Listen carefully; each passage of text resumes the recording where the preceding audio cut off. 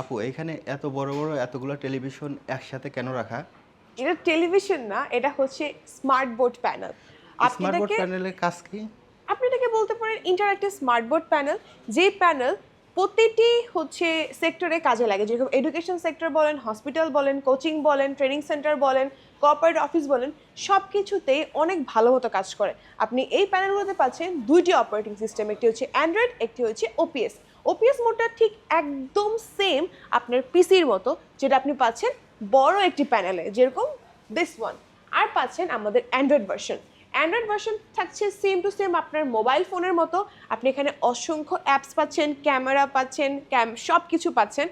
In fact আপনি play স্টোরও পাচ্ছেন, আপনি নিজের মতো করে অ্যাপস ডাউনলোড করে আপনার কর্পোরেট অফিসে কিন্তু মিটিং করতে পারছেন। তাছাড়া আমাদের ওপিএস সেক্টরে আপনার নিজের মতো করে কাস্টমাইজ করে কিন্তু আপনি প্রেজেন্টেশন প্রোভাইড করতে পারছেন। Is just 10 in 1, not 2 in 1। এই বোর্ডটা ইচ অ্যান্ড এভরি সেক্টরে খুব ভালো মতো কাজ করে।